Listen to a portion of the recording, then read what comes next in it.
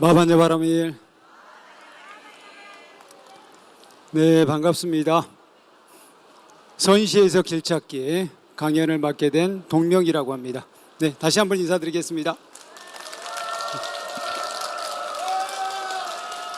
네, 오늘은 선시에서 길찾기, 이런 제목을 들어보셨는지 모르겠는데요, 선시에는 길뿐만 아니라 더 대단한 것도 들어있어요. 그런데 오늘은 더 많은 것을 바라지 않고 길찾기만 가도록 하겠습니다. 길찾기만 해보도록 하겠습니다. 이 길은 인생의 길이에요. 인생에 우리가 어떤 길을 갈 것인지, 그 길을 어떻게 갈 것인지를 한번 생각해 보는 시간입니다. 여행을 떠나보도록 하겠습니다. 어려운 내용은 하나도 없어요. 아주 쉬운 내용입니다. 그냥 들으면은 즉각 이해가 갈 수 있는 아주 직관적인 내용이에요. 직관적인 내용을 하나하나 살펴보도록 하겠습니다. 그래서 선시에서 길찾기 주제는 4가지로 정했어요. 첫 번째로는 나의 것에 집착하지 말자. 두 번째로는 시절 인연을 기다리자. 세 번째로는 단순하고 소박하게 살자. 네 번째, 안주하지 말자. 이 4가지 주제로 말씀을 드리도록 하겠습니다. 첫 번째 시는 그냥 시로 바로 들어가겠습니다. 시를 보면서 우리가 어떤 길을 갈 것인지 한번은 생각해보는 시간을 갖도록 하겠습니다. 첫 번째로는 나의 것에 집착하지 말자. 지금 우리들이 많은 경우 자기 자신의 것에 대해서 너무 많이 집착하고 있어요.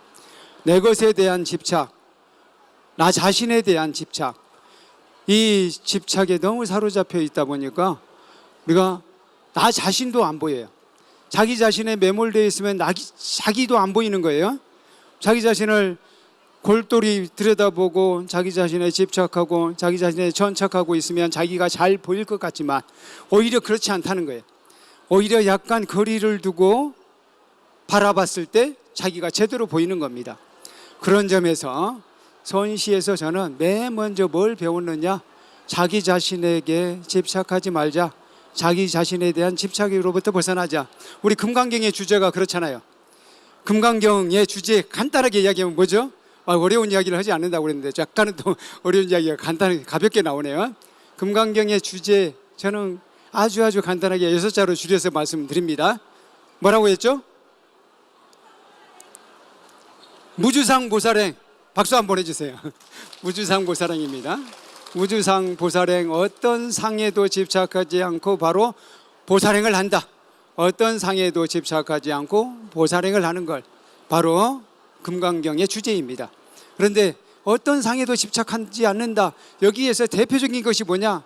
자기 자신에게 집착하는 거예요. 사실 자기 자신에게 집착하는 것이 다 모든 상을 포함하고 있어요. 자기 자신에게 집착하다 보니까 남에 대해서 분별하는 의식이 생기잖아요.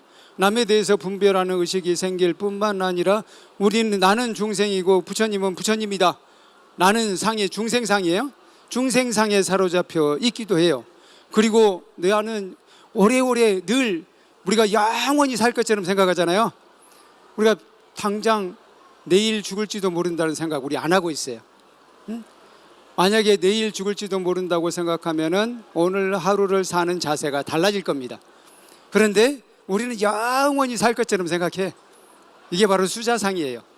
이것이 모두 사실은 나 자신에 대한 집착으로부터 비롯된다는 것입니다.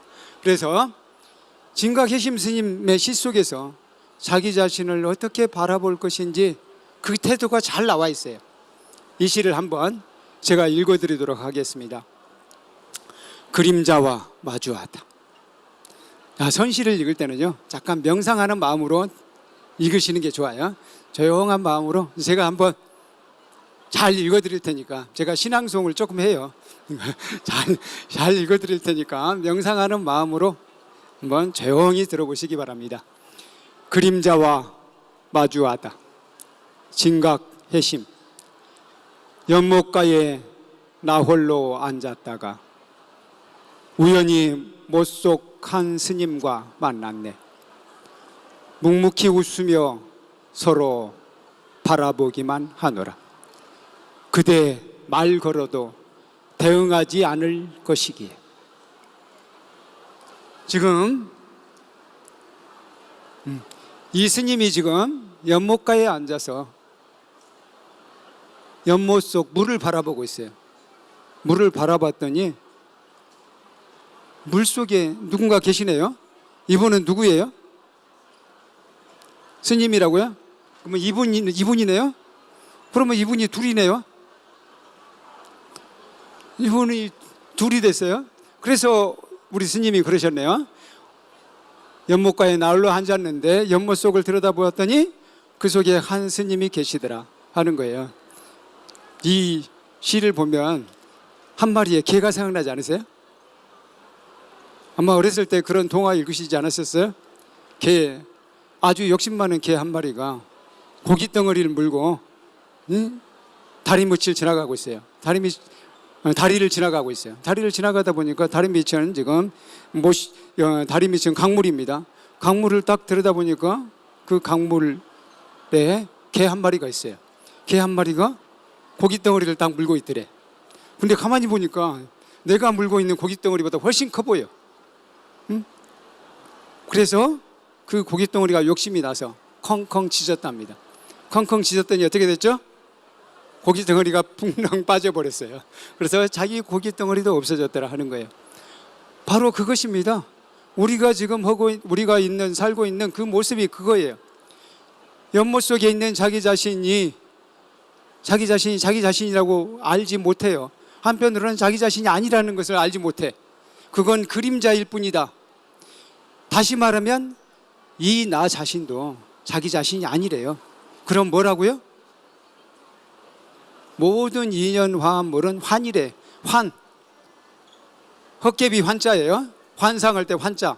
환을 우리 워로스님께서는 뭐라고 번역하셨던가요? 아바타라고 번역했어요. 아바타는 진짜 나가 아니잖아요. 나가 아닌 나의 분신, 나를 대신한 것이에요. 나처럼 보이는 것이에요. 나처럼 생겼지만 실제로 나가 아닌 거예요. 바로 진가계심 스님은 연못 속에 한 스님을 만났어요. 근데 우리는 이걸 나 자신이라고 착각할 수 있는데 진가계심은 그냥 한 스님이라고 해요. 그냥 제3자로 보는 거예요. 그리고 그 사람에게 그냥 묵묵히 미소만 보여줘요. 왜? 말 걸어도 대답하지 않을 것을 알아. 다시 말하면 연못 속에 자기 자신의 얼굴이 비쳤지만 그건 나가 아니라는 거예요. 바로 여기서 자기 자신을 객관적으로 바라보는 스님의 자세가 보입니다. 다시 말해서 자기 자신을 우리는 객관화할 필요가 있다 이겁니다. 자기 자신을 가만히 들여다보게 되면 자기 자신의 뭘 들여다보죠? 우리는 자기 자신의 몸과 내 몸이 어떤지를 들여다보는 거예요. 가만히 내 몸이 어떤지, 내 몸의 상태가 어떤지를 가만히 들여다보고요. 그 다음에 느낌을 들여다봅니다. 지금 여기 앉아 계신 느낌이 어떤지, 제 목소리를 들은 여러분들의 느낌이 어떤지, 상쾌한지, 아니 저 스님 목소리는 듣기 기분 나빠, 그런 느낌인지, 그 느낌을 알아차리는 거예요. 몸 느낌 알아차리고 그 다음에는 마음입니다. 사실 마음 속에 느낌이 포함되어 있습니다. 마음은 네 가지로 구분을 하셨어요. 부처님은 어떻게 구분하셨죠? 첫 번째로는 느낌이고요. 수상행식이죠. 두 번째로는 상입니다. 상은 생각작용, 인식작용이에요. 그 다음에 행이에요. 행은 의지작용이에요. 식은 분별작용입니다. 이걸 부처님은 이렇게 분별해서 보셨어요. 그런데 우리는 그게 분별이 잘 안 돼. 다 마음은 하나로 보여. 그런데 느낌하고 생각, 의지, 분별작용은 좀 분별이 되잖아요. 우리가 그 두 가지는 나눌 수가 있어. 예를 들어서 냄새를 맡고 냄새가 기분 나빠, 좋아, 향기로워 이런 것을 느끼잖아요. 그것하고 그것은 이것은 냄새를 맡아보니까 이건 저기 저 카레 냄새구나. 뭐 이런 걸 이렇게 분별하는 게 있잖아요. 이것은 구분할 수 있다는 거예요. 어쨌든 느낌과 마음을 알아차리라고 했어요. 그것이 바로 자신을 대상화하는 겁니다. 진가계심 스님은 바로 그 자세를 가지고 있어요. 우연히 못속 한 스님과 만났는데 그 스님을 자기 자신이라고 생각하지 않고 또는 남이라고도 생각하지 않아요. 사실은 그냥 그걸 객관적으로 바라볼 뿐입니다. 우리도 그럴 필요가 있다는 겁니다. 자기 자신에 대해서 매몰되지 말고 자기 자신에 집착하지 말고 내 것이라고 욕심내지 말고 내 것은 영원할 것 같이 그렇게 생각하지 말고 그것에 집착하지 말아야 한다라는 교훈을 이 시 속에서 우리는 볼 수 있습니다. 그러면은 우리 20세기 시인, 여러분들이 아주 좋아하는 시인이 있죠. 윤동주 시인. 윤동주 시인은 아주 젊은 시절에 세상을 떠났잖아요. 그래서 이분이 쓴 시는 다 실질적으로는 청소년 시절에 쓴 것입니다. 그 시절에 어떤 시를 썼는지 한번 보도록 하겠습니다. 우리 진각혜심 스님의 태도와는 어떻게 다른지 한번 제가 또 읽어드리겠습니다. 자화상 윤동주 산모퉁이를 돌아 논가 외딴 우물을 홀로 찾아가선 가만히 들여다봅니다. 우물 속에는 달이 밝고 구름이 흐르고 하늘이 펼치고 파란 바람이 불고 가을이 있습니다. 그리고 한 사나이가 있습니다. 어쩐지 그 사나이가 미워져 돌아갑니다. 돌아가다 생각하니 그 사나이가 가엾어집니다. 도로가 들여다보니 사나이는 그대로 있습니다. 다시 그 사나이가 미워져 돌아갑니다. 돌아가다 생각하니 그 사나이가 그리워집니다. 우물 속에는 달이 밝고 구름이 흐르고 하늘이 펼치고 파란 바람이 불고 가을이 있고 추억처럼 사나이가 있습니다. 윤동주 시인은 우리나라의 식민지 시대를 살았잖아요. 식민지 시대의 한 지식인으로 살았습니다. 그 시대에 이분은 일본에서 유학 가면서 저항 시인으로 살았어요. 그렇다고 해서 이분의 성격이 상당히 유약하고 그랬기 때문에 아주 투쟁적으로 싸우신 분은 아니에요. 그래서 이분의 마음속에는 항상 망설임이 있었고 자기 자신에 대한 자의식이 있고 또 자기 자신의 상처에 대해서 두려워하고 무서워하고 연민의 정을 느끼고 그랬어요. 그래서 이분의 자화상입니다. 자화상이라는 건 뭡니까? 자기 자신을 들여다보는 태도잖아요. 자기 자신을 그림으로 그려본 거예요. 그림으로 그렸다고 하지만 실질적으로는 시로 쓴 것이죠. 그래서 이분이 어느 날 우물을 들여다보았어요. 우물을 들여다보니까 거기에 한 사나이가 있습니다. 자기 자신의 모습이죠. 식민지 시대에 한 파리한 얼굴의 청년이 그 청년을 가만히 들여다보니까 용기 있게 나가서 싸우지도 못하고 그렇다고 해서 일제에 도저히 부역할 수는 없어. 그런 자기 자신의 모습이 보이는 거예요. 그 자신의 모습, 그걸 보니까 용기 있게 싸우지도 못하고 이러지도 저러지도 못하는 자기 자신의 모습이 한없이 미워져서 그냥 돌아섭니다. 돌아서서 가다 보니까 그 사나이가 가엾어져요. 그래서 다시 가서 돌아봅니다. 다시 가서 또 우물을 들여다봅니다. 자기 자신을 들여다보는 거예요. 자기 자신을 들여다보니까 또다시 미워지는 거예요. 미워져서 다시 돌아갑니다. 가다가 보니까 이번에는 그 사나이가 그리워져. 그 사나이가 보고 싶어. 그래서 다시 가서 우물을 들여다봅니다. 우물을 들여다보니 거기에는 파란 하늘이 있고 가을이 있고 한 사나이가 있더라. 이것이 바로 우리 식민지 시대를 사는 한 시인의 자화상이에요. 거울입니다. 자기 자신의 자의식에 푹 빠져 있잖아요. 뭐 그럴 수밖에 없죠. 그 시대에. 진각혜심 스님의 태도와는 완전히 다르죠. 그러면 이런 시인의 태도, 이 사람의 태도에는 번뇌가 많겠습니까? 적겠습니까? 번뇌가 한없이 많겠죠. 그 번뇌 속에서 사는 겁니다. 한편으로는 그 번뇌를 시로 그려내면서 이분은 이겨냈던 것이죠. 어쨌든 이게 바로 20세기 우리들의 자화상입니다. 우리 근대 사람들은 바로 이런 자화상을 가지고 있어요. 자기 자신에 대해서 많이 집착했습니다. 그러니까 이런 태도 꼭 나쁘다고만 할 수 없습니다. 19세기에 미국의 시인 월트 히트먼이라고 있어요. 월트 히트먼 한 번씩 들어보셨을 거예요. 미국의 자유를 구가했던 시인이에요. 근대 시인 중에서 아주 대표적인 시인입니다. 이분은 나 자신의 노래라는 연작을 썼어요. 나 자신의 노래라는 시는 어떤 거냐면은 자기 자신에 대해서 한없는 자부심을 가지고 자기 자신을 굳건히 세워 나가야 된다, 이런 태도예요. 이 태도가 결코 나쁜 건 아니에요. 생각해 보면은요, 중세까지 서양 사람들의 삶을 생각해 보세요. 그들에게는 중세 시대까지는 개인의 삶이 드물었어요. 개인의 삶이 별로 인정이 되지 않았어요. 그들은 어떻게 살았느냐? 대체로 종교에 매몰되어 살았습니다. 중세 청년을 그래서 암흑의 시대라고 이야기하잖아요. 중세 시대는 완전히 종교에 매몰되어서 살아서 개인의 철학, 개인 생각, 개인의 예술이 없어요. 그래서 뭐 예술도 마찬가지, 철학도 마찬가지, 사람들의 종교에 대한 생각도 마찬가지, 개인의 의식은 없고 모두 종교에, 신에 종속되었다는 거예요. 신에 종속된 삶을 살다가 근대에 들어서 자기 자신의 자의식을 발견합니다. 바로 그 자의식을 발견해서 자기 자신을 굳건히 세워야 한다라고 주장한 시인이 바로 월터 히트먼이에요. 월터 히트먼, 그 자세가 아주 그 당시에는 훌륭했다는 거예요. 그런데 진각개심 스님, 이분은 13세기 분이에요. 1200년대 분이니까 그때 이분은 이미 그것을 넘어섰습니다.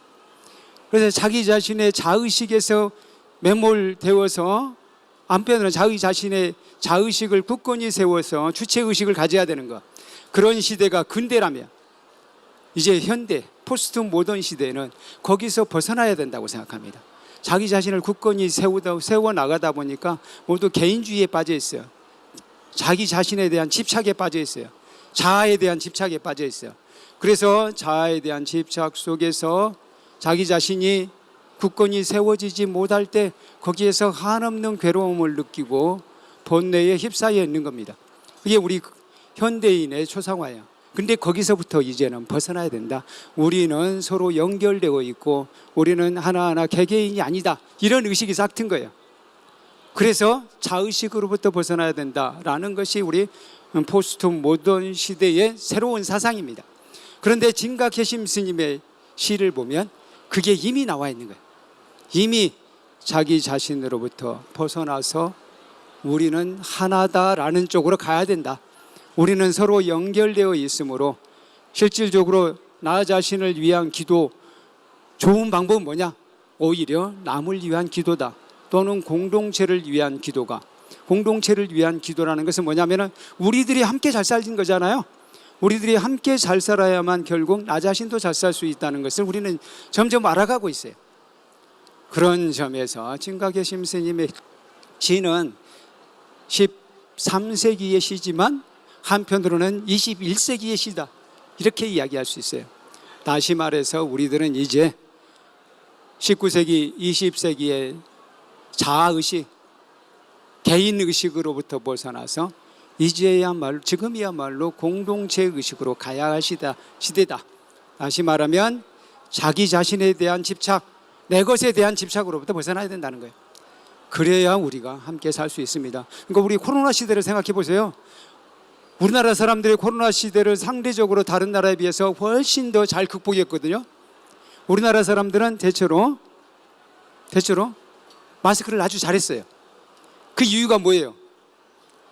서양 사람들은 개인의식이 강해가지고요, 마스크를 하기를 싫어해요. 근데 우리는 자기 자신을 위해서 마스크를 쓴 게 아니에요. 내가 감염되거나 또는 내가 마스크를 차지 않으면 내가 숙주가 되어서 다른 사람에게 병을 옮길 수 있다고 생각했어요. 그래서 내가 감염원이 되지 않기 위해서 마스크를 썼다는 거예요. 근데 개인의식이 강한 사람들은 그렇게 하지를 못해. 그런 생각까지는 하지 못해. 그런데 우리나라 사람들은 그 의식이 아주 철저했기 때문에 자기 자신보다는 남을 위해서 마스크를 잘 썼습니다. 다들 그런 생각이었을 거예요. 저도 그랬거든요. 대중장소에 갈 때는 마스크를 꼭 썼습니다. 그 이유가 뭐냐? 내가 혹시 남에게 감염시키면 안 되잖아요. 그런 의식을 가졌다는 거예요. 바로 자기 자신에게서 자기 자신을 집착하지 않는 태도에서 바로 그런 태도가 나오는 겁니다. 그래서 우리나라 사람들은 어떻게 보면 선수를 그렇게 많이 읽지는 않은 것 같은데, 마치 읽은 사람들처럼 그 태도를 잘 알고 있어요. 그렇게 해서 우리는 공동체 의식을 가지고 코로나를 잘 극복했다라는 것입니다. 그래서 나의 것에 집착하지 말자. 조금 더 나아가 봤어요. 바로 이런 태도를 우리는 많이 가지고 있어요. 목이라는 시입니다. 나홍해근, 나홍화상은 여러분들이 잘 아실 거예요. 청사는 나를 보고 말 없이 살라 하고 창공은 나를 보고 티 없이 살라 하네. 이 시로 유명하신 분 아시죠? 우리 나홍해근 스님, 이분이 쓰신 목이라는 시, 아마 이런 선시는 처음 보실지 모르겠어요. 선시는 뭔가 자연을 노래하거나 아니면 깨달음을 노래하거나 그런 시가 많죠. 모기를 노래했다는 건 생각도 못할 수도 있습니다. 근데 모기라는 선시가 있습니다. 그걸 또 제가 한번 읽어드리도록 하겠습니다. 모기, 나홍해근, 제 힘이 원래 약한 줄도 모르고 피를 너무 많이 빨아 날지 못하네. 부디 남의 소중한 것 탐하지 말라. 나중에 반드시 돌려주어야 하리니. 우리는 이 시를 보면서 혹시 내가 이렇게 살고 있지는 않은지 한번 반성할 필요가 있어요.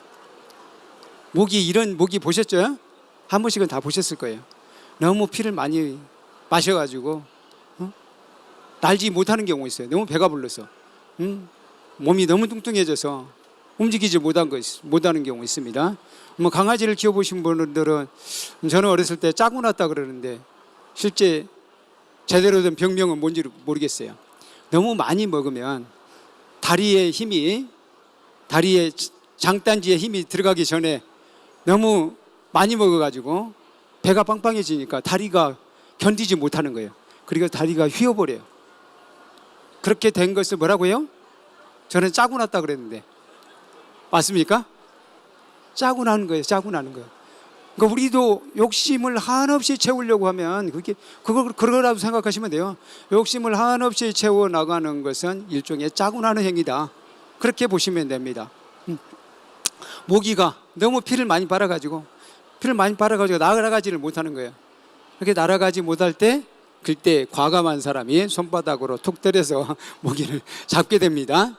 그리고 그 결과 자신의 목숨을 잃어버리는 거예요. 근데 우리의 삶이 그런 것은 아닌가 한번 살펴볼 필요가 있어요. 나 혼자만 먹으려고 하거나 너무 많이 먹으려고 하거나 너무 많이 가지려고 하는 태도가 바로 이런 태도예요. 너무 많이 가지려고 하면은 마치 너무 많이 먹으려고 하는, 피를 한없이 배가 불러도 계속 빨려고 하는 모기하고 같은 것이 아니냐 이거예요. 선시 중에 이런 선시도 있어요. 이런 선시를 통해서 우리는 어떻게 살아야 하는가. 선시가 너무 쉽죠. 선시가 우리는 고차원적인 것만 이야기한 줄 알았잖아요. 사실은요, 진리는 대단한 건 아닙니다. 사실은 우리 일상생활 속에 다 들어있어요. 일상의 삶 속에 진리가 있습니다. 그래서 마조 도일 스님께서는 평상심시도라고 했어요. 평상심시도 한 번쯤은 들어봤는지 모르겠어요. 평상시에 마음이 도다.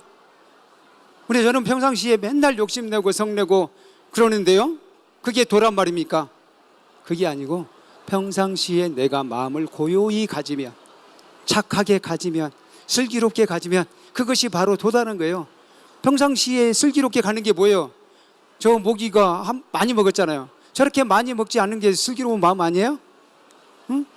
그리고 요즘에는 그러더라고요. 배가 너무 부르면, 저도 이제 나이가 들고 보니까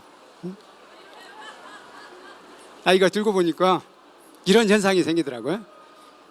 젊은 사람과 나이 든 사람의 차이가 뭔지 아세요? 먹는 것으로 이야기한다면, 배가 부르면, 여러분들 배가 부르면 기분이 좋아지는 분 한 분도 안 계셔요? 네네네네. 이분들은 아직 젊으신 분이에요. 배가 부르면 기분이 좋은 분은 아직 젊으신 분이고요. 배가 부르면 기분이 나빠지는 분 한번 손 들어보실까요? 이런 분이 좀 더 많은 것 같아요. 저도 그래요. 배가 부르면 기분이 나빠요. 배가 부르면 기분이 나쁘다는 뜻은 뭐냐면요, 나이가 좀 들었다는 뜻이에요. 그럴 때는 절제해야 됩니다. 이제 배가 부르면 기분이 좋아진다는 것은 아직 성장기라는 뜻이에요. 성장기여서 영양을 많이 줘야 돼. 그래서 더 자라게 만들어줘야 되는데, 그렇지 않고 배가 부르면 이제 그만 먹어야 되겠다, 아니면 막 오히려 불편해진다. 그럴 때는 덜 먹어야 돼. 모기처럼 계속 드시지 마시고 꼭 드시는 것뿐만 아니라 가지는 것도 마찬가지라는 거예요. 가지는 것도 혼자 가지려고 하거나 너무 많이 가지려고 한다면 저 모기와 다를 바 없다. 그래서 여기서 우리는 나 자신, 내 것에 대한 집착 버리자라는 태도를 배웁니다. 너무 쉽죠? 이게 바로 도라는 거예요. 깨달음이 특별한 게 아니에요. 그냥 적당히 먹어야 되겠구나. 그걸 알아차렸다면 이미 깨달으신 분이에요. 응? 적당히 먹었더니 훨씬 부연하고 기분도 좋구나 라고 생각했다면 깨달으신 분입니다. 응? 그리고 진가계심 스님의 이번에는 이제 두 번째, 첫 번째는 나 또는 내 것에 대한 집착으로부터 벗어나자 그랬잖아요. 바로 우리 현대인들이 나 또는 내 것에 대한 집착에 많이 사로잡혀 있어요. 근데 여기서 벗어나게 되면 우리 한결 가벼워집니다. 내 몸과 마음이 한결 가벼워져서 나를 훨씬 더 행복하게 할 수 있어요. 그런데 그 다음으로 좀 더 나아가 봅니다. 이번에는 시절 인연을 기다리자. 우리 살다 보면은요, 내가 원하는 것이 금방 오질 않아. 내가 원하면 바로 오는 경우 있었습니까? 그런 분도 계시죠. 참 전생에 복을 많이 지으신 분, 또는 늘 복을 지으시는 분, 그런 분은 즉각적으로 응답이 오는 경우가 있어요. 즉각적으로 응답이 오고, 그리고 어떤 일은 즉각 오기도 하고 어떤 경우는 좀 천천히 오기도 합니다. 대체로 중요하지 않은 일일수록 즉각 와요. 근데 중요한 일일수록 천천히 옵니다. 안 오기도 해요. 언제 올지도 몰라. 그럴 때 우리는 조바심을 갖지 말자라는 것입니다. 이걸 저는 시절 인연을 기다리자. 그래서 제가 우리 불광사에서 불광 신행 4단계를 하잖아요. 불광을 믿자, 불광을 알자, 불광을 지키자, 불광을 살자라고 있잖아요. 마지막 살자는 보통은 신해행 증이라고 한다면, 증은 증득이에요. 증득은 얻는 거예요. 열매를 얻는 거. 근데 열매를 얻는 것에 대해서는 생각하지 말자라고 제가 늘 말씀드리죠. 그래서 다시 말해서 행까지만 생각하자는 실천하는 것까지만 생각하자라고 늘 말씀을 드립니다. 바로 시절 인연을 기다리자가 그겁니다. 내가 하는 데까지 충분히 수행하고 기도합니다. 열심히 삽니다. 직장생활 열심히 하고 사업 열심히 몰두합니다. 그러나 그 다음에 결과에 대해서는 너무 집착하지 말고 한 번에 얻으려고 하지 말자는 거예요.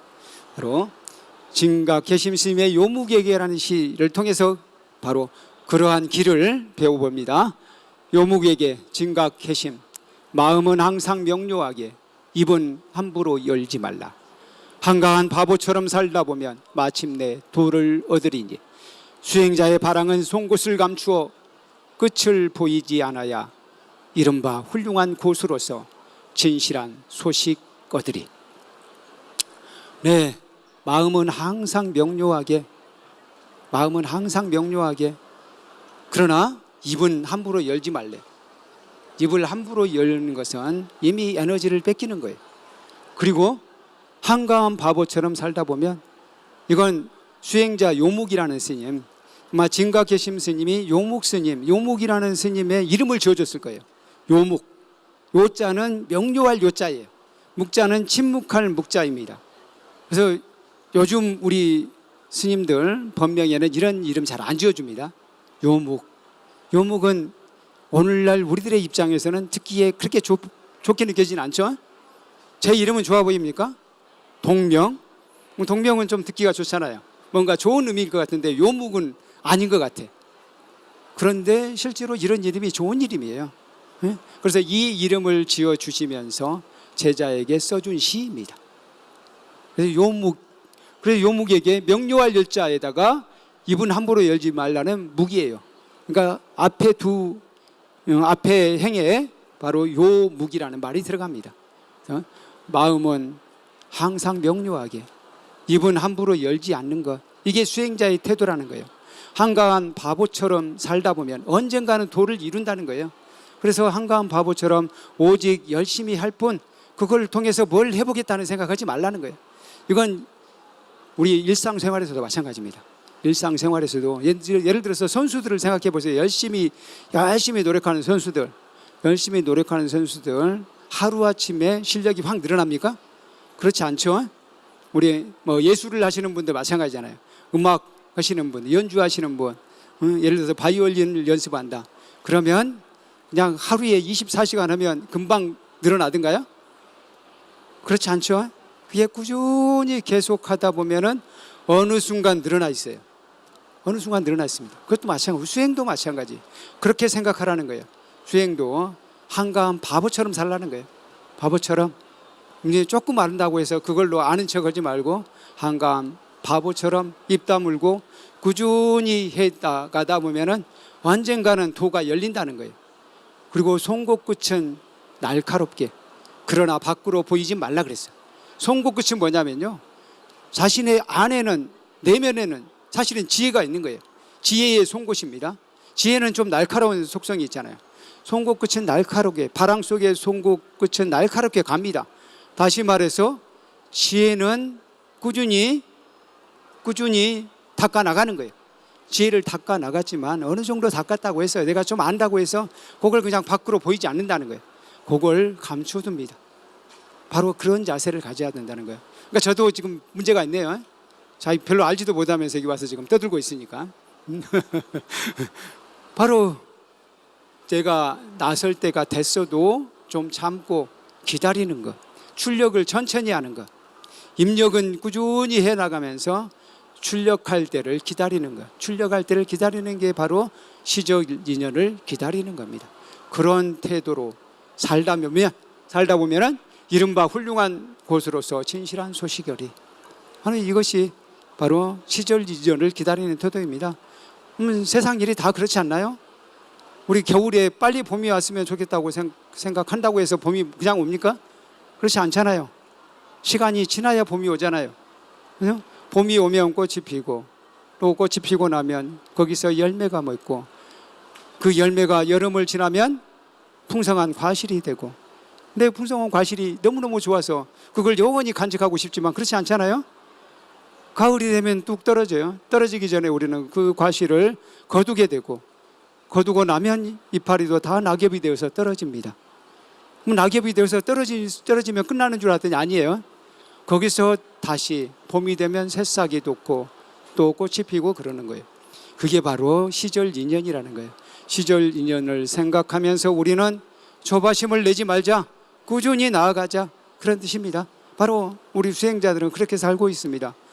한술에 배부르려고 하잖아. 밥 먹을 때 한 번에 배고프다고 해서 큰 그냥 주걱을 들고 한꺼번에 퍼먹는다고 해서 배가 금방 불러집니까? 그렇지 않잖아요. 내 입에 맞는 숟가락에 한 숟갈 한 숟갈씩 떠넣어야 되잖아요. 그와 마찬가지입니다. 우리의 수행도 마찬가지, 그 모든 것이 마찬가지. 바로 현실 속에 그러한 진실이 들어있습니다. 시절 인연을 기다려야 한다는 것.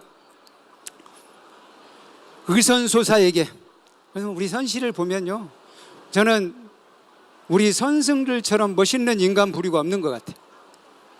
선승들을 보면 아, 저렇게 살아야 되겠구나, 저런 삶이 진짜 멋있는 삶이다 라는 생각이 듭니다.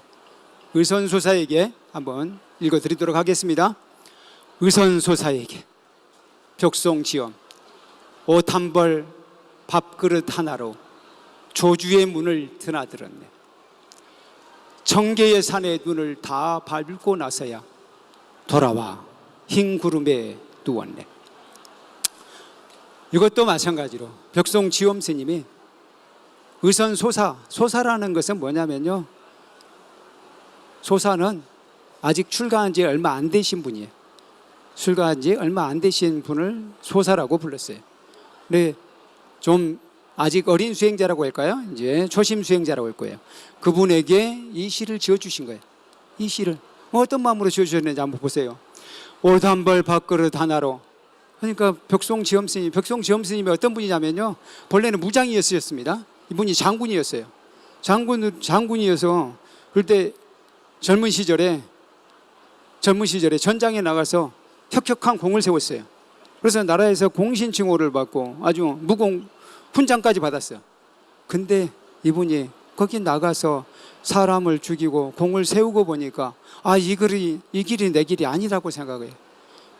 물론 그렇게 나라를 지키는 사람 필요하지만 나는 그것보다는 도를 닦아야 되겠다라는 생각을 하셨어요. 어떤 사람도 누구든지 귀한 목숨일 텐데 내가 그 목숨을 앗아가는 일을 해서는 안 되겠다라고 생각하고 출가하신 분이에요. 출가하셔서 어떻게 사셨느냐? 이렇게 사셨다는 거예요. 오단벌 밥그릇 하나, 오단벌 밥그릇 하나. 그야말로 아주 소박하게 사셨다는 거죠. 검소하게 사셨다는 이야기입니다. 오단벌 밥그릇 하나로 조주의 문을 드나들었네. 조주의 문은 뭐예요? 선문이죠. 우리 선방에 화두가 대부분이 조주 스님하고 관계 있잖아요. 조주 스님의 화두 대표적인 게 뭐 여러분들 알고 있는 게 뭐 있어요? 뜰 앞에 잣나무 예를 들자면 있잖아요. 뜰 앞에 잣나무. 뜰 앞에 잣나무 제자가 조주 스님께 여쭙습니다. 스님, 달마대사가 서쪽에서 오신 뜻은 무엇입니까? 라고 여쭤봤어요. 그랬더니 조주 스님께서 한마디로 끝냈어요. 뜰 앞에 잣나무니라. 뜰 앞에 잣나무니라. 뜰 앞에 측백나무에도 괜찮아요. 뜰 앞에 어떤 나무도 괜찮은데 뜰 앞에 잣나무니라 이렇게 대답을 하셨다는 거예요. 그러면 우리는 화두가 뭐가 돼요? 왜 조주 스님께서는 뜰 앞에 잣나무라고 하셨을까? 왜 달마대사가 서쪽에서 오신 뜻을 뜰 앞에 잣나무라고 하셨을까? 이먹고 하고 우리는 화두를 드는 거죠. 바로 그 문을 드나들었다는 거예요. 조주 스님의 또 화두 중에 또 유명한 거 있죠. 끽다거라고 있잖아요. 들어보셨죠? 끽다거. 조주 스님께 많은 사람들이 늘 조주 스님께서 그 당시에 대표적인 선지식이었으니까 많은 사람들이 찾아왔습니다. 그래서 어떤 때는 이 지방에 있는 분도 오시고 어떤 때는 저 지방에 오신 분도 계셔요. 그러니까 예를 들자면 경상도에서 오신 분, 전라도에서 오신 분도 있어요.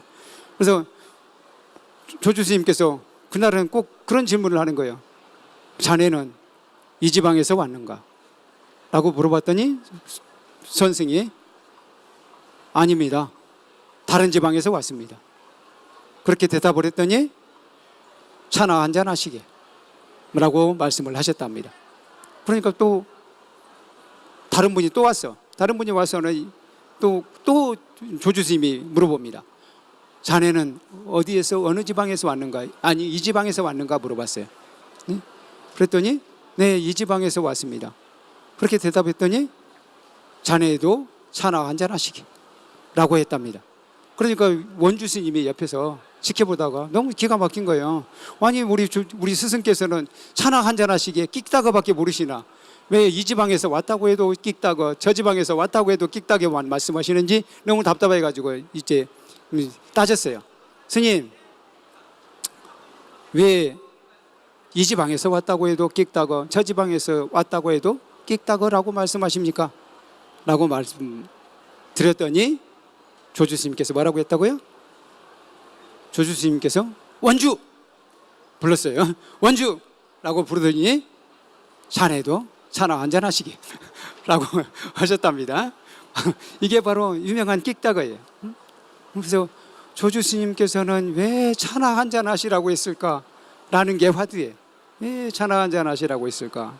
이 먹고 라고 하면 바로 화두가 되는 거예요. 또 하나가 있어요. 이건 더 간단하니까 말씀드립니다. 계에게도 불성이 있습니까? 라고 조주 스님께 여쭤봤어요. 조주 스님께 한마디로 끝냈어요.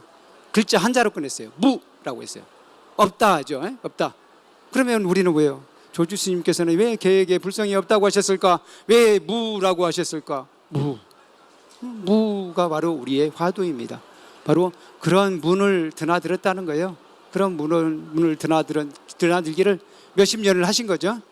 그렇게 하고서 어떻게 했다고요? 청계의 산에 눈을 다 밟았다는 거예요. 그러니까 벽송지엄 스님은 한 군데에 머물러 계셨습니까? 여러 사찰을 계속해서 옮겨 다니시면서 수행하셨습니까? 여러 사찰을 옮겨 다니셨다는 거죠. 심지어는 청계의 산을 밟을 정도로 그렇게 많은 사찰을 오가면서 수행하셨다는 거예요. 그래서 이 제자에게 그렇게 얘기하는 겁니다. 어디 한 곳에 안주하지 말고 청계의 산을 다 밟는다는 마음으로 열심히 수행해라.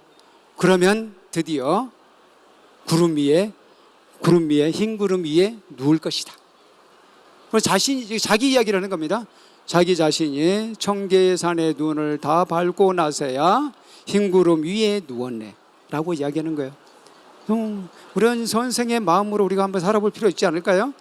청계산의 눈을 밟고 나서야 내가 흰 구름 위에 누워보겠다. 흰 구름 위에 누워본다는 게 참으로 멋있지 않아요? 흰 구름 위에 누워본다는 건 무슨 뜻이에요? 아무 욕심 없이 그냥 흘러가는 대로 살아보겠다. 편안하게 흐름에 맞춰서 살아보겠다. 그런 뜻이죠. 시절 인연에 맞춰서 살겠다. 그런 태도가 여기에 있습니다.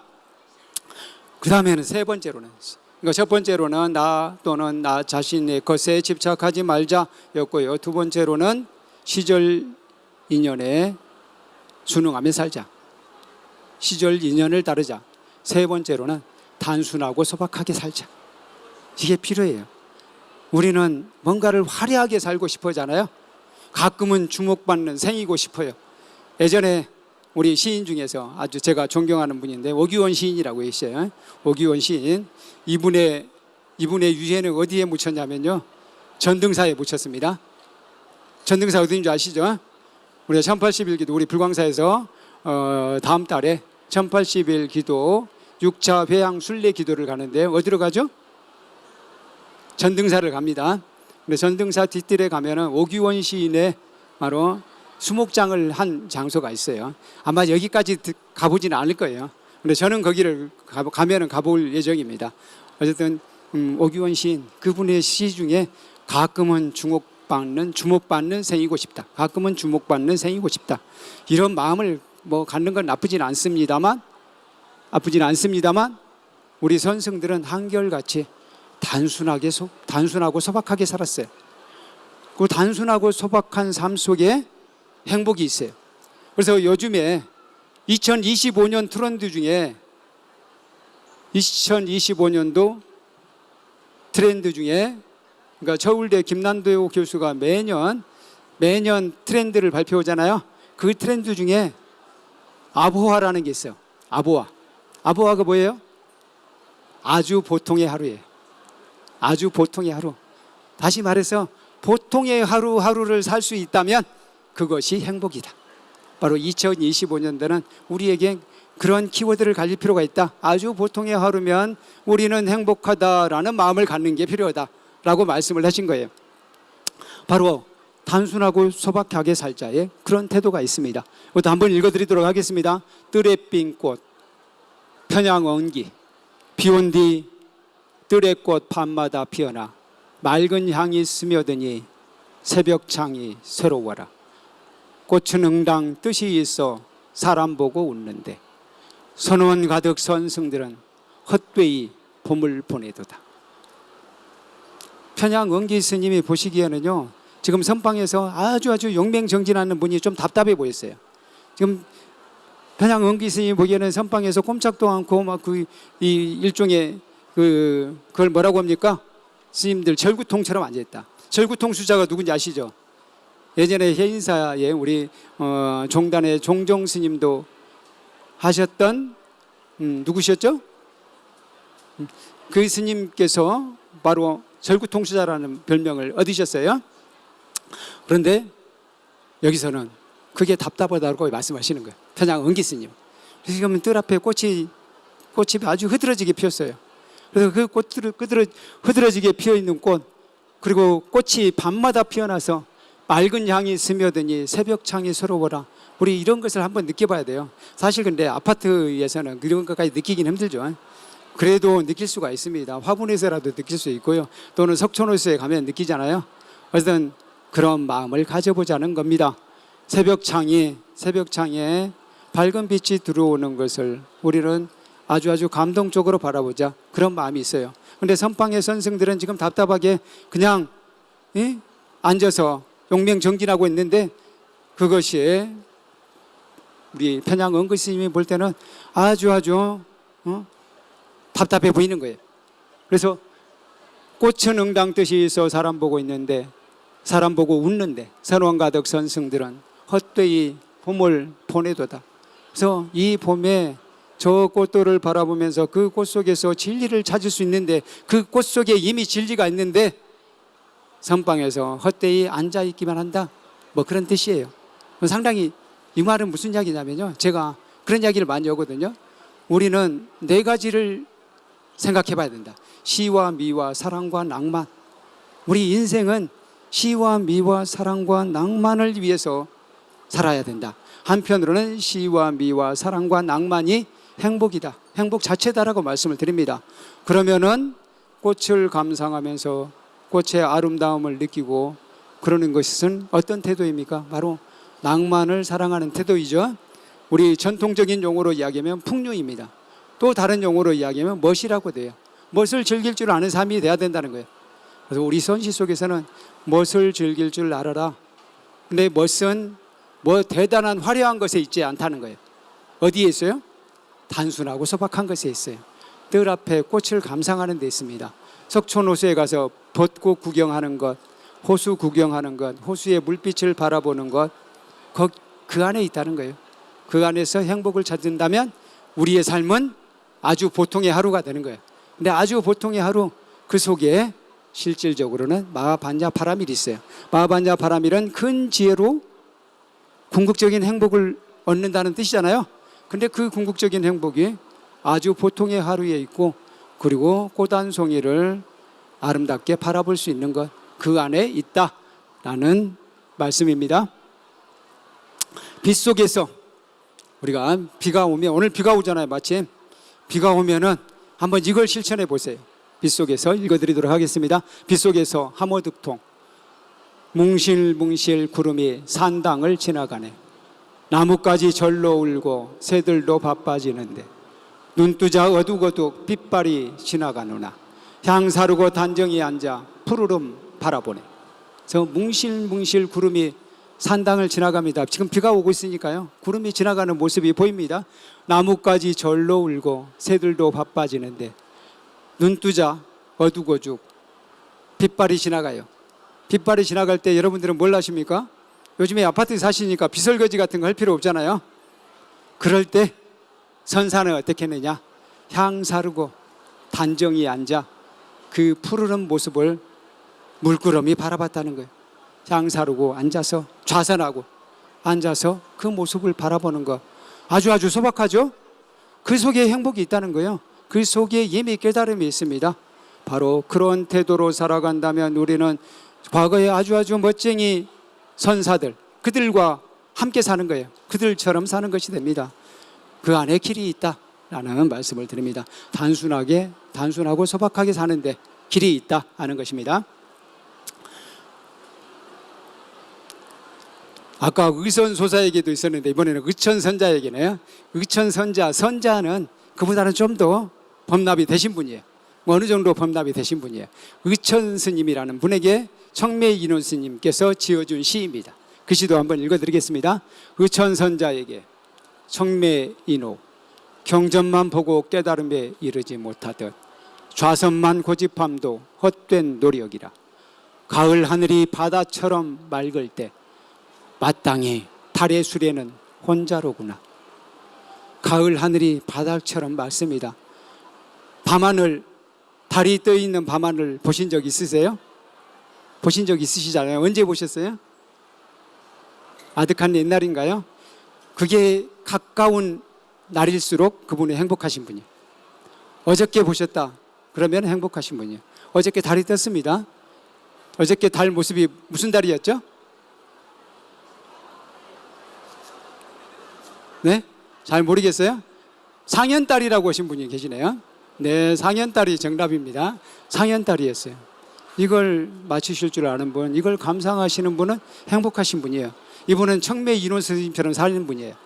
그래서 가을 하늘이 아주 바다처럼 맑을 때, 그때 달의 수레는 마땅히 혼자로구나.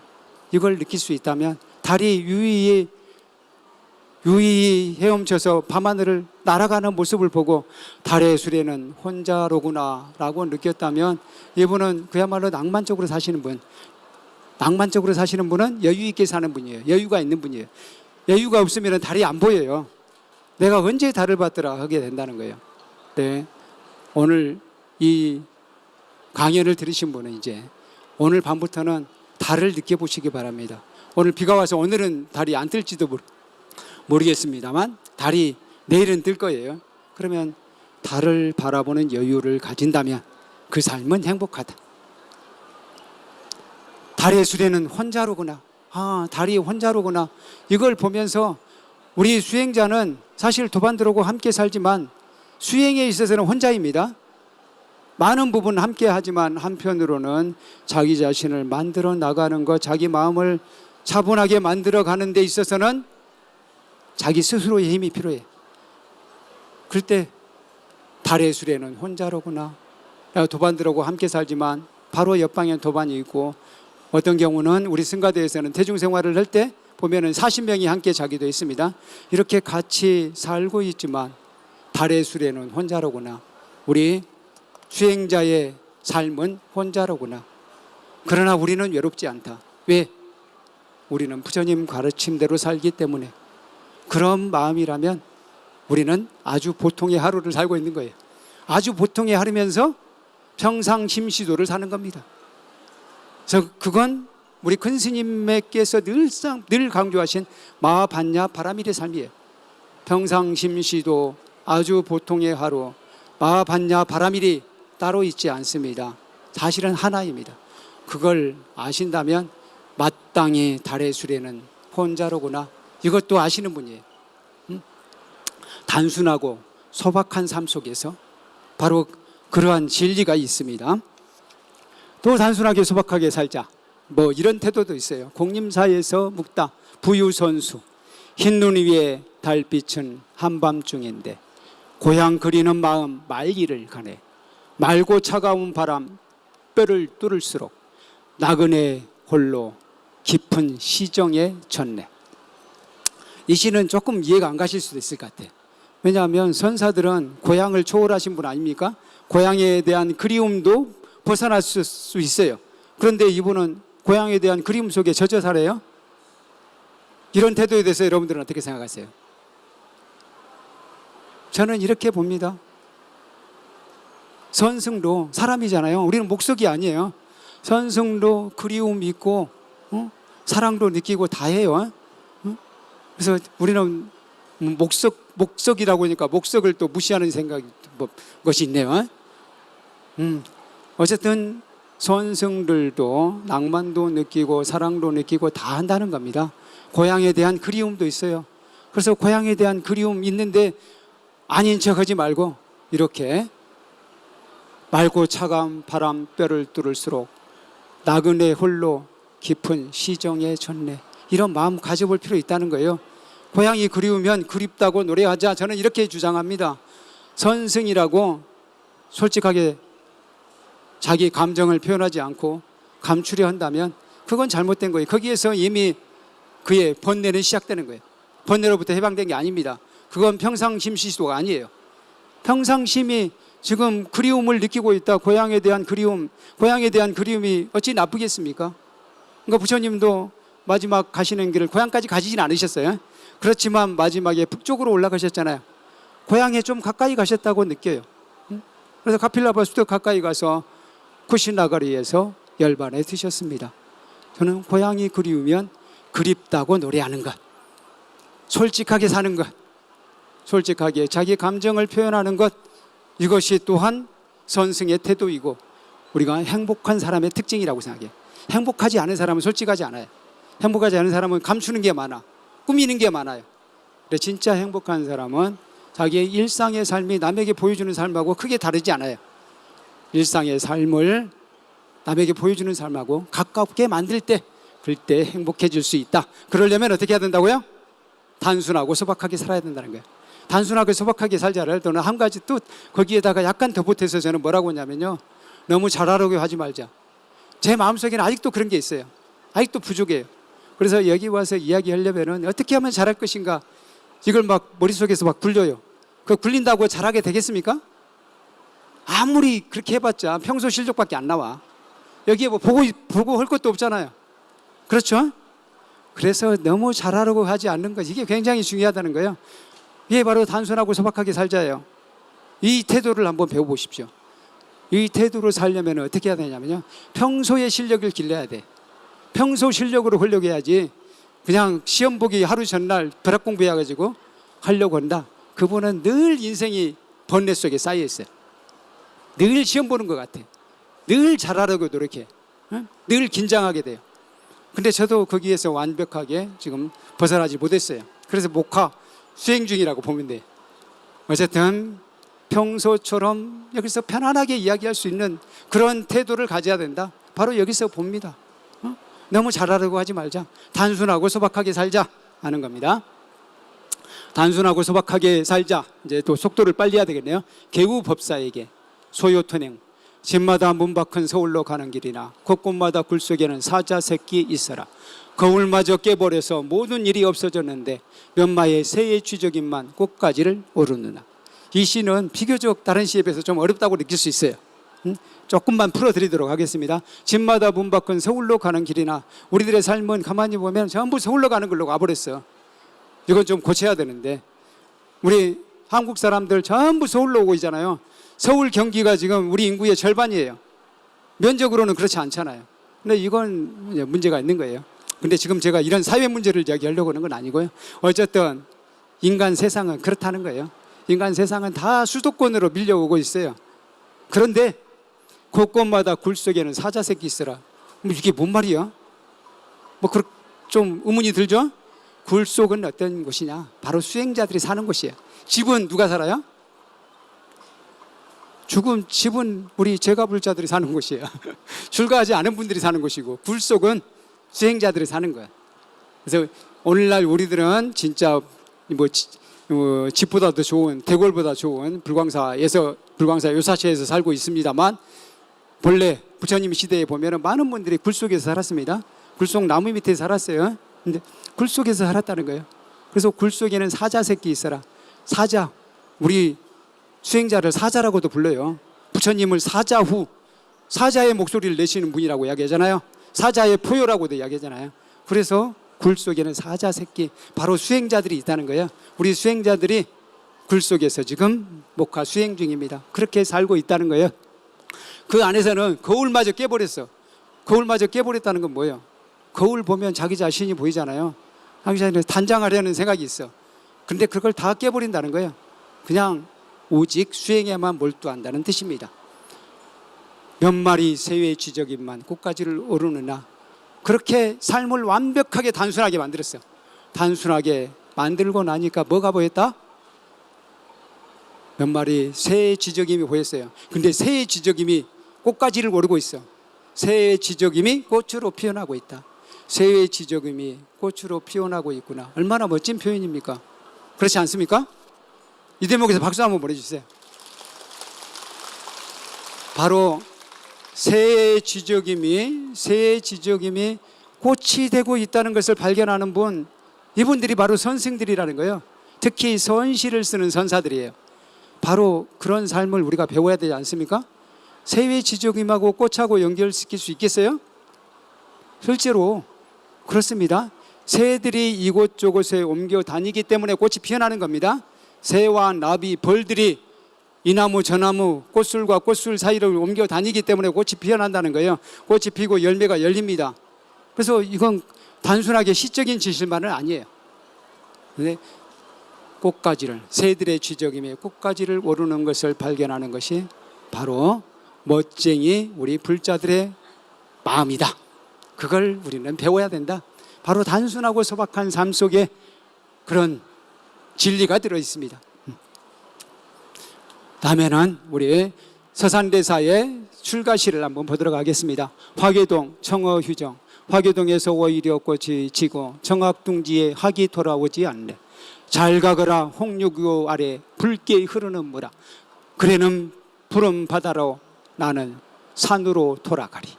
화계동, 이 서산대사께서 이 글자를 멋지게 활용했어요. 화계동, 꽃이 핀다는 뜻이잖아요. 꽃이 열린다는 뜻이에요. 근데 거기서 오히려 꽃이 진대. 인생이 그렇지 않아요? 화계동이라서 맨날 꽃만 핍니까? 피기만 하지 않잖아요. 꽃이 지기도 하는 거예요. 꽃이 피기 때문에 지는 거예요. 청악둥지, 푸를 청자에 학이네요. 거기에는 학이 돌아오지 않는데 그게 인생의 아이러니입니다.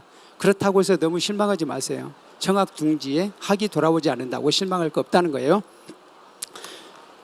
잘 가거라 홍류교 아래 붉게 흐르는 뭐라 서산대사가 지금 출가호로 가는 길입니다. 그리고 붉게 흐르는 물 홍류교, 홍류교는 불고롱자에다가 흐를 유자잖아요. 물이 붉게 흘러. 왜 그럴까요? 아무래도 단풍나무 미친 것 같아. 또는 붉은 꽃 미친 것 같아. 거기서 지금 붉게 흐르는 물아 라고 이야기합니다. 그대는 푸른 바다로, 그 물은 결국에는 바다로 가잖아요. 푸른 바다로, 나는 산으로 돌아가리. 이런 마음이에요. 여기에서 서산대사는 뭐 대단한 것을 꿈꾸는 게 아니에요. 계곡물을 보면서 그대는 푸른 바다로 가라. 나는 저리 갈란다. 저기가 어디예요? 응? 저기 어디 산사인 것 같아. 나는 저리 갈란다. 이런 태도예요. 그거 가지고 미련 같지 않습니다. 저 아름다운 물 나도 따라가 보려다. 이런 태도가 아니에요. 너는 그리 가라. 나는 저리 갈란다. 이러한 단순하지만 소박한 태도. 그것이 바로 우리 선생의 삶이다. 그 선생의 삶을 우리가 잘 배우면 우리 인생의 길을 찾을 수 있다 하는 것입니다. 안주하지 말자. 이 시는 약간은 시간이 약간은 오버가 되나요? 약간 오버해도 되는 겁니까? 조금 오버해도 되죠? 네. 안주하지 말자. 인도로 간 스님들. 이 시는 삼국유사에 나온 시예요. 삼국유사에 이렇게 슬픈 시도 있었어요. 이 시는 그냥 예사롭게 넘어가지는 못하겠어요. 이 시를 한번 읽어드리도록 하겠습니다. 이제는 안주하지 말자요. 이제 몇 가지 주제를 거쳐왔죠? 첫 번째로는 나 또는 나의 것에 집착하지 말자. 두 번째로 시절 인연에 따르자. 세 번째 단순하고 소박하게 살자. 네 번째로는 안주하지 말자.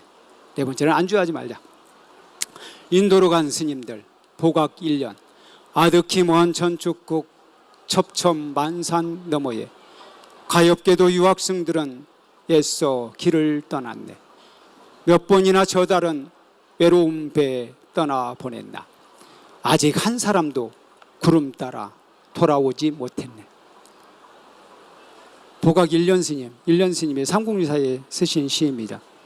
이 시의 진실은 뭐냐? 1년 스님 계실 때 그 이전에 통일신라 때부터 많은 스님들이 어디로 갔어요? 인도로 갔습니다. 인도로 진리를 찾아서 갔어. 근데 인도 땅이 지금은 비행기로 간단하게 갈 수 있지만 그때는 정말 먼 곳이잖아요. 그 먼 곳을 다녀온 사람이 드문 거예요. 가다가 죽고 오다가 죽고. 그래서 1년 스님이 볼 때는 많은 사람이 떠났지, 많은 배가 떠났지만 돌아온 사람은 한 사람도 없었네. 바로 여기서 그 시대의 구법승들의 삶을 생각해 보세요. 그들이 편안한 삶을 구했습니까? 그렇지 않았죠. 거기서 길을 떠나면 죽게 될지도 모른다는 생각을 하면서도 떠나는 거예요. 가다가 죽어도 나는 행복하다라고 생각한 거예요. 갔다가 오다가 죽어도 나는 행복하다고 생각하는 겁니다. 저는 우리 수행자들은 그런 삶의 태도를 가지고 있어요. 수행자들은 그런 마음입니다. 그래서 가다가 인도 땅을 진리를 찾아서 가다가 진짜 불의의 사고로 죽을 수도 있잖아요. 배고파서 죽을 수도 있어요. 짐승에게 습격당해서 죽을 수도 있습니다. 그걸 불행하다고 생각하지 않습니다. 진리를 찾아서 가다가 죽었다면 그건 영광이다 라고 생각하는 거예요. 여기서 우리는 선성들이 안주하지 않고 꾸준히 진리를 찾아 헤맸다, 진리를 찾아 길을 떠났다 라는 진실을 발견합니다. 그래서 진리를 찾아서 길을 떠났다면, 진리를 찾아서 이곳에 오셨다면 여러분들은 이미 행복하신 거예요. 설사 그걸 얻지 못했다 하더라도 진리를 찾아서 꾸준히 노력하다 가시면 다음 생에 또 진리를 찾는 사람이 됩니다. 진리를 찾아서 또 수행자가 돼. 그렇지 않습니까? 그래서 여러분들에게 한 가지 제안합니다. 오늘 이 시간에 이 시를 한번 읽으면서 다음 생애에는 반드시 수행자가 되겠다, 그런 원력을 한번 세워보십시오. 다음 생애에는 수행자가 되어서 나도 진리를 찾아서 길을 떠나보겠다, 그런 원력을 세운다면요, 우리나라는 앞으로도 계속 발전합니다. 우리나라는 문화적으로 선진국이 될 겁니다. 우리나라가 세계의 정신 문화를 선도할 것입니다. 저는 확신합니다. 그래서 이 인도로 간 사람들, 이 시를 읽으면서 그 시대에 치열하게 구도의 길을 떠났던 선승들의 삶, 구도자들의 삶을 한번 생각해 보시기 바랍니다. 의선소사에게 벽송지엄, 이 시는 아까 이미 말씀을 드렸지만 이 시 속에는 이런 태도도 들어있어요. 안주하지 말자라는 태도도 들어있습니다. 청계의 산에 눈을 받고 나서야 비로소 흰 구름 위에 누웠네. 얼마나 멋집니까? 이런 태도로 산다면 우리의 삶은 설사 가시밭길이라도 행복하다는 거예요. 뭐 저기 윤신의 노래 중에 인생이든가 그런 노래가 있더라고요. 거기에 보면 당신과 함께라면 지느길도 나는 행복해. 그런 가사 있죠? 바로 그겁니다. 수행자의 길이라면 지느길도 나는 행복해. 청계의 산 밟는데 얼마나 힘들겠어요. 옛날에 집신 신고 다닌다고 생각해 보세요. 발이 부르트고 진짜 무릎도 다치고 그랬을 거예요. 그럼에도 불구하고 내가 무릎을 다쳐서 절름발이가 되더라도 수행자의 삶은 행복해. 나의 길은 행복해. 그럴 수 있다는 거예요. 그렇게 내 몸이 다친다고 해서 남보다 특별히 더 덜 사는 거 아니잖아요. 사실상 몇 얼마 차이 안 납니다. 힘들게 살건 또 그냥 편안하게 살건 사실은 큰 차이 없어요. 지나놓고 보면 큰 차이 없습니다. 이왕 우리가 살 바에는 진리의 길을 찾아서 가는 것, 안주하지 않고 부처님처럼 끊임없이 진리를 향해 갈 수 있다면 그것으로 우리는 행복하다라는 말씀을 드립니다. 어디에 머물리요? 또 읽어드리도록 하겠습니다. 어디에 머물리요? 태고보우 양끝 어디에도 머물지 않으리니 중도엔들 어찌 안주하랴. 물이면 물, 산이면 산, 마음대로 쥐고 펴면서 저 물결이 흰 갈매기에 한가로움 웃는다. 이 시의 포인트는 사실 마지막 행에 있어요. 저 물결이 흰 갈매기에 한가로움 웃는다. 선승의 삶은 갈매기, 하늘을 날아가는 갈매기 얼마나 한가로워 보입니까? 그야말로 유유자적한 것 같이 보이잖아요. 그보다 내가 더 한가롭다고 생각하는 것. 정말 대단하죠? 그런데 안주하지 말자의 이 부분을 넣은 이유는 이곳입니다. 중도엔들 어찌 안주하라. 중도, 부처님께서 깨달음을 얻으신 직후에 5 비구에게 가장 먼저 설법한 것이 중도예요. 중도는 가장 적절한 길입니다. 중도야말로 진리예요. 그런데 거기에도 안주하지 말자 그랬어요. 바로 이 태도가 중요해요. 아무리 좋은 것일지라도 안주하지 않는 태도, 이게 우리가 선승들이 취했던 태도예요. 그 선승들이 취했던 태도를 보면서 우리 삶도 그렇게 한번 생각해 보면 어떨까 싶어요. 그냥 편안한 것에 안주하지 않고 언제든지 진리를 향해서 길을 떠날 수 있는 준비, 그런 준비를 항상 하고 길을 떠날 수 있다면 그는 행복한 사람이다 라고 저는 확신합니다. 그래서 저는 결론입니다. 이제 언제나 마음은 새벽같이 살겠다. 마음 항상 하루를 시작하는 삶이 어떻습니까? 하루를 시작할 때는 깨끗한 마음으로 시작하잖아요. 싹 지우고, 어제까지 삶은 싹 지우고 다시 리셋되는 거예요. 그리고 새벽을 시작한다는 거예요. 아까 진가계심 스님의 이 요묵계계라는 시가 있었어요. 이 시를 아까는 제가 번역한 거고요. 이건 석지연 스님이 번역한 거예요. 근데 석지연 스님 번역이 더 멋있어요. 그래서 이 시를 오늘의 주제의 결론으로 삼았어요. 그걸 한번 읽어드리도록 하겠습니다. 마음은 언제나 새벽같이, 입은 굳게 다물고 바보처럼 그렇게 가라. 송곳끝은 날카롭게, 그러나 밖으로 보이지 말라. 그래야 멋진 수행자니라. 바보처럼 그렇게 가겠다는 것은 무슨 뜻이냐면요, 이익을 재지 않겠다는 거예요. 이 길로 가면 이익이다, 저 길로 가면 손해다, 이런 걸 생각하지 않고 그냥 옳은 길이면 그냥 가는 거예요. 그걸 간단하게 이야기하면 뭐라고 할 수 있냐면요, 마하반야 바라밀을 간다 그예요. 마하반야 바라밀, 앞뒤 재지 않습니다. 그래서 이렇게 예를 들어서 운동선수가 마지막 양궁 선수가 마지막 활시를 당길 때 10점을 맞추면 금메달, 9점을 맞추면 은메달, 이런 생각하지 않는다는 거예요. 나는 그냥 언제나 성공하는 것만 생각하고 그냥 정신을 집중해서 오직 쏠 뿐이다, 당겼다가 놓을 뿐이다, 이 자세로 산다는 거예요. 이 자세가 바로 언제나 마음은 새벽같이 하는 거예요. 입은 굳게 다물고 손끝끝은 날카롭게 하지만 밖으로 보이지 않는 태도입니다. 그것이 바로 수행자의 삶이다. 수행자뿐만 아니라 부처님 가르침을 믿고 따르는 이들은 이런 삶을 배워보신다면 이 세상은 이번 생에는 반드시 행복해진다라고 확신합니다. 결론이 한 번 더 있어요. 결론은 이제 마지막 제시로 마무리하도록 하겠습니다. 제시로 바로 오늘의 마지막, 단순해지면 강해지는 것, 이걸 오늘의 결론으로 삼도록 하겠습니다. 이 시의 제목은 겨울나무예요.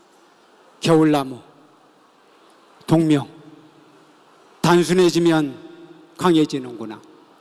꽃도 버리고 이파리도 버리고 열매도 버리고 밥도 먹지 않고 물도 마시지 않고 벌거숭이로 꽃눈과 잎눈을 꼭 다물면 바람이 날씬한 가지 사이를 그냥 지나가는구나. 눈이 이불이어서 남은 바람도 막아주는구나. 머리는 땅에 쳐박고 다리는 하늘로 치켜들고 동상에 걸린 채로 햇살을 거두름으로 만드는 저 확고부동하고 단순한 명상의 자세 앞에 겨울도 마침내 주눅이 들어 겨울도 마침내 희망이구나. 네, 감사합니다. 바로 선시를 통해서 제가 내린 결론입니다. 단순하게 살자. 단순하게 살자에는 아까 그것도 있었죠. 너무 잘하려고 하지 말자. 자기 자신에게 집착하지 말자. 시절 인연을 따르자. 이 모든 주제가 다 들어있습니다. 결국에는 단순하게 살자. 복잡하게 생각하지 말고 단순하게 옳고 그른 것만 생각하자는 거예요. 나에게 이익이 되느냐 마느냐, 이 태도는 진짜 싹 버려야 돼요. 이걸 생각하는 순간 복잡해져요. 옳으냐 그러느냐, 옳은 길은 그냥 간다는 거예요. 나에게 손해가 되더라도 그냥 간다는 겁니다. 내가 죽는 길일지라도 그것이 옳은 길이라면, 인도로 가는 길이 내가 죽으러 가는 길일지라도 그게 진리를 찾아서 가는 길이라면, 그것이 옳은 길이라면, 이번 생에 나에게 주어진 미션이라면 그 길을 나는 가겠다. 단순하게 가겠다. 단순해지면 그 어떤 언덕도, 그 험난한 히말라야 산맥도 오를 수 있다 라고 생각합니다. 그런 마음으로 수행자의 삶을 살아가겠다. 이건 저의 다짐입니다. 여러분들에게 이렇게 살자고 제안하기보다는, 가르치기보다는 저는 이렇게 살아보겠다. 이 말씀 속에는 한편으로는 이 속에서 자신의 삶의 길이 보인다면, 여러분들도, 우리 법우님들도, 법우 형제님들도 함께 가자라고 제안을 드립니다. 네, 감사합니다. 마반여바람이에요.